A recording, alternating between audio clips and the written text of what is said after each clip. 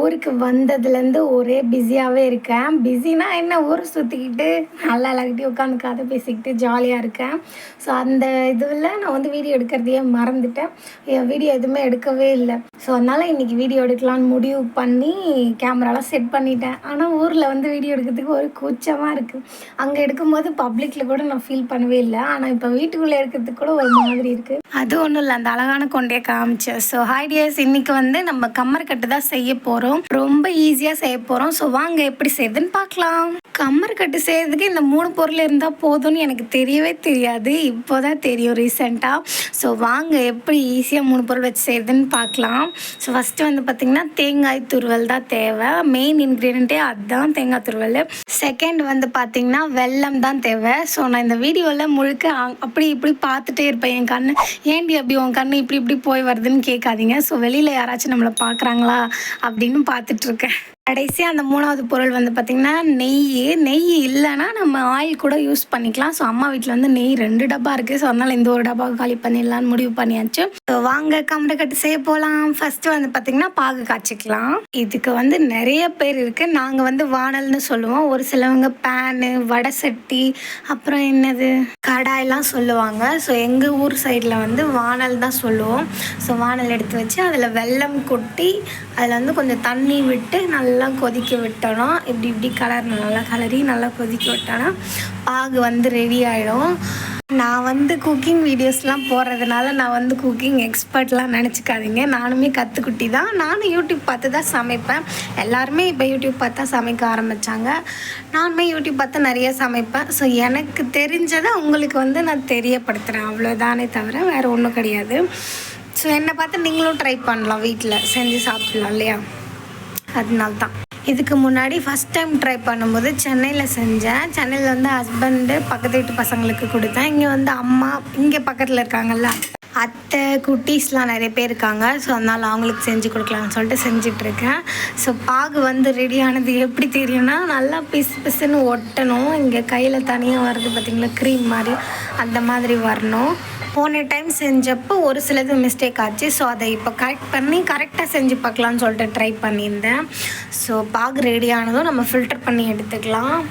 வெல்லத்தை வச்சு நீங்கள் எப்போ பாகு காய்ச்சினாலும் சரி, இல்லை வேறு ஏதாச்சும் சமைச்சாலும் சரி, நீங்கள் கண்டிப்பாக அதை ஃபில்டர் பண்ணணும். ஏன்னா வெல்லத்தில் வந்து எறும்பு இருக்கும், அப்புறம் டஸ்ட்டு, மண் எல்லாமே இருக்கும். அதை நீங்கள் எப்பவுமே ஃபில்டர் பண்ணி எடுத்துக்கோங்க. இதில் பாருங்கள், எறும்புலாம் இருக்குது, குட்டி குட்டி டஸ்ட்லாம் இருக்குது. ஸோ ஃபில்டர் பண்ணி எடுத்து வச்சுக்கலாம். இப்போ வந்து நம்ம நெய் ஊற்றி தேங்காய் துருவலை ஃப்ரை பண்ணி எடுத்துக்கலாம். ஸோ நெய் டப்பாவை திறந்து பார்த்தா புதுசாக இருக்குது. எங்கள் அம்மா யூஸே பண்ணுறதில்ல போல். சரி இது எப்படா உடைக்குதுன்னு பார்த்தா கத்தி தேடினேன். அப்புறம் பார்த்தா கையிலே உடஞ்சிருச்சு.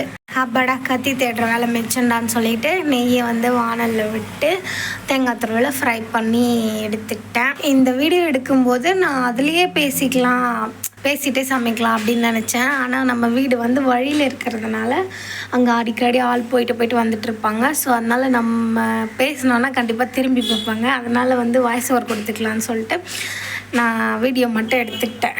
குழந்தைங்களுக்கு வந்து நம்ம கேக்கு, பன்னு, பிஸ்கட் அந்த மாதிரி வாங்கி கொடுக்கறதுக்கு பதிலாக இந்த மாதிரி ஹெல்த்தியான ஸ்நாக்ஸாக கொடுக்கலாம். இதில் வந்து பார்த்திங்கன்னா நெய் இருக்குது, அப்புறம் வெல்லம் இருக்குது. வெல்லமில் வந்து அயன் கண்டென்ட் நிறையவே இருக்குது. ஸோ இதையே வந்து நம்ம ஸ்நாக்ஸாக கொடுக்கலாம். நிறைய ஹெல்தி ஸ்நாக்ஸ்லாம் இப்போ நிறைய இருக்குது. ஃபஸ்ட்டுலாம் தான் வந்து நம்மளோட பேரண்ட்ஸ்க்கு எது கரெக்டு, எது தப்பு, எதில் என்ன இருக்குது, அதில் என்ன இருக்குது, எது குட்டு, எது பேடு அப்படின்னு தெரியாது. எது ஹெல்தி, எது அன்ஹெல்தின்னு தெரியாது. ஆனால் இப்போ வந்து எல்லாருக்கிட்டையுமே ஆண்ட்ராய்ட் ஃபோன் இருக்குது. அதில் எல்லாமே நம்ம தெரிஞ்சுக்கலாம். தெரிஞ்சக்கப்புறம் நம்ம வந்து குழந்தைங்களுக்கு அன்ஹெல்தி ஸ்நாக்ஸ் கொடுக்கறது கரெக்டாக இருக்காது. நம்ம அப்பா அம்மாவுக்கு தெரியாததுனால தான் நம்ம கேட்குறதெல்லாம் வாங்கி கொடுத்தாங்க. பஞ்சு மிட்டாய், குர்குரே, அது இதுன்னு வாங்கி கொடுத்தாங்க. தெரிஞ்சக்கப்புறம் நம்ம வாங்கி கொடுக்கறத அவாய்ட் பண்ணிக்கலாம். தேங்காய் துருவல் வந்து வாசனை பயங்கரமாக வருது, நெய் போட்டு வறுக்கிறதுனால செம்ம வாசனையாக இருந்தது. தேங்காய் துருவலை ஃப்ரை பண்ணும்போது சிம்மில் வச்சு ஃப்ரை பண்ணணும். அப்போ தான் வந்து தீயாது. அப்புறம் நல்லா ஃப்ரை ஆனதுக்கப்புறம் நம்ம வச்சுருக்க அந்த பாகு, ஃபில்டர் பண்ணி வச்சுருக்கோம்ல, அந்த பாகு எடுத்து இதில் ஆட் பண்ணிக்கலாம். நல்லா கலந்து விடணும். பாகையும் தேங்காய் துருவலையும் நல்லா இப்படி நல்லா கலரணும். சும்மா பேசும்போது நல்லா வளவலன்னு பேசுவோம். ஆனால் இது ஒரு கண்டென்ட்டாக பேசும்போது வர மாட்டேங்குது, என்ன பேசுகிறதுனே தெரிய மாட்டேது. அந்த பாகு வந்து நல்லா சுண்டி வரணும். அதில் ஈரப்பதமே இல்லாமல் நல்லா பாகு இருக்கக்கூடாது. நல்லா தேங்காய் துருளும் வெல்லமும் நல்லா மிக்ஸ் ஆகிக்கணும். இந்த டைம் செய்யும்போது ஒரு குட்டி மிஸ்டேக் ஆயிடுச்சு. அது என்னன்னு கடைசியில் சொல்கிறேன், வீடியோ முழுசாக பாருங்கள். ஸோ இந்த மாதிரி நல்லா சுண்டி வந்ததும் நம்ம இறக்கி ஆற வச்சுக்கலாம். ஸோ கொஞ்சம் நல்லா ஆறினதுக்கப்புறம் நம்ம வந்து குட்டி குட்டி பால்ஸாக பிடிச்சோன்னா கமர்கட்டு வந்துடும். நான் என்ன பேசிகிட்டு இருக்கேன்னு எனக்கே தெரியல, இவ்வளோ நேரம் பேசுகிறேனே. ஸோ வீட்டில் வந்து நான் கொஞ்சம் கறி வெட்ட மாதிரி தெரிவேன். என்னென்னா வீட்டில் வந்து வெளிச்சம் வந்து அவ்வளோ இருக்காது, டிம்மாக தான் இருக்கும். கொஞ்சம் அட்ஜஸ்ட் பண்ணிக்கோங்க. வானல் மட்டும் நல்லா வெளிச்சமாக இருக்கும். காரணம் என்னென்னா நான் ஃப்ளாஷ் வச்சு வீடியோ எடுக்கிற பேக் கேமராவில். ஃப்ரண்ட்டில் வந்து ஃப்ளாஷ் வராதில்ல, அதனால் நான் மட்டும் கரிசட்டியாட்டாக இருப்பேன். நம்ம ரெடி பண்ணி வச்சுருக்கிறத வந்து நல்லா ஃபேனில் காமிச்சு நல்லா ஆற வச்சுக்கலாம். போன டைம் நான் சுட சுட பால்ஸ் பிடிச்சேன்னா அது வந்து பொழந்துன்னு வந்துருச்சு.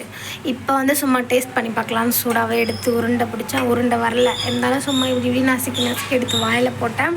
செம்ம டேஸ்ட்டு. அந்த வெல்லம் வந்து நாக்கில் பட்டதும் அப்படியே சுளீர்னு ஏறிச்சு. அந்த டேஸ்ட்டு செம்மையாக இருந்தது. வெல்லமும் அந்த தேங்காயும் அந்த நெய்யும் சேர்ந்து செம்ம டேஸ்ட்டு, செம்மையாக இருந்துச்சு. ட்ரை பண்ணி பாருங்கள், கண்டிப்பாக பெஸ்ட்டு ஸ்நாக்ஸ்ன்னு சொல்லுவேன். நல்லா இருக்குன்னு சொல்லிட்டு இப்படி போய் வந்து அதை நான் குட்டி குட்டியாக உருண்டை பிடிச்சி சாப்பிட்டுட்டேன். உருண்டையே பிடிக்க வரல, ஆனாலும் அதை அப்படி ட்ரை பண்ணி சாப்பிட்டுனே இந்த நான் தான் அதிகமாக சாப்பிட்டேன். அம்மாக்காகவும் குட்டி பசங்களுக்காகவும் தான் செஞ்சேன். ஆனால் அம்மாவுக்கு வந்து பிடிக்கல, சாப்பிடவே இல்லை. அம்மா வேணான்னு சொல்லிட்டாங்க. அப்புறம் இதை உருண்டெல்லாம் பிடிச்சி வீடியோ எடுக்கும்போது பார்த்தா வெர்டிக்கலாக எடுத்துட்டேன், ஹரிசான்டலாக எடுக்கிறதுக்கு பதிலாக. அதனால தான் வீடியோ எப்படி தெரியுது. ஸோ இத்தனை லட்டு தான் வந்துச்சு கடைசியாக. அதை வந்து என்ன மிஸ்டேக்னால், இப்போ நான் அதை பொழந்து காட்டுற மாதிரி அதில் வந்து அந்த ஈரப்பதம் அப்படியே இருந்துச்சு. நீங்கள் வந்து செய்யும்போது அந்த பாகு இருக்குல்ல, அது நல்லா இறுகணும்.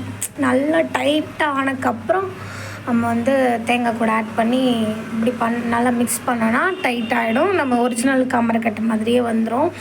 ஸோ வீட்டில் ட்ரை பண்ணி பாருங்கள். நம்ம அபிஸ் ஜென்டில் லிவிங்கை மறக்காமல் சப்ஸ்கிரைப் பண்ணி பக்கத்தில் இருக்க பெல் ஐக்கானை கிளிக் பண்ணிக்கோங்க. Okay, love you all, bye day, start. One second ஊரில் என்னெல்லாம் சாப்பிட்டேங்கிறத உங்கள் கூட ஷேர் பண்ணிக்கணும்னு ஆசைப்பட்றேன். ஃபஸ்ட்டு இந்த போண்டா பஜ்ஜி, அப்புறம் வந்து பார்த்திங்கன்னா சத்து மாவு கூழ் சாப்பிட்டேன். அதுக்கு அடுத்த நாள் வந்து என்னோடய தம்பி வந்து இந்த நாகப்பழம், ஒயிட் நாகப்பழம் பறிச்சுன்னு வந்து கொடுத்தான். சூப்பராக இருந்துச்சு. கருப்பு கம்பேர் பண்ணும்போது இது சூப்பராக இருக்கும். அப்புறம் நம்ம செஞ்ச ஃப்ரைட் ரைஸு, அப்புறம் வந்து பார்த்திங்கன்னா மக்காச்சோளம் சாப்பிட்டேன். நெக்ஸ்ட்டு இன்றைக்கி நம்ம செஞ்ச கமர்கட்டு சாப்பிட்டேன். அப்புறம் வந்து பார்த்திங்கன்னா ஐப்ரோ த்ரெட் போனப்போ அந்த ஸ்லைஸ் பேக்கெட் ஜூஸ் குடித்தேன். அதிகமாக நான் பேக்கெட் ஜூஸ்லாம் விரும்ப மாட்டேன், குடிக்கவும் மாட்டேன், எப்போயாவது ஒரு டைம் தான். அடுத்து ஃபங்க்ஷனில் பிரியாணி சாப்பிட்டேன். அப்புறம் சித்தி ஃபங்க்ஷனில் சாதம் கறி குழம்பு சாப்பிட்டோம். இன்னும் நிறைய சாப்பிட்டோம், அதெல்லாம் வீடியோ எடுக்கல. வீடியோ எடுத்ததை மட்டும் நான் இதில் போட்டிருக்கேன். Okay, love you all, by.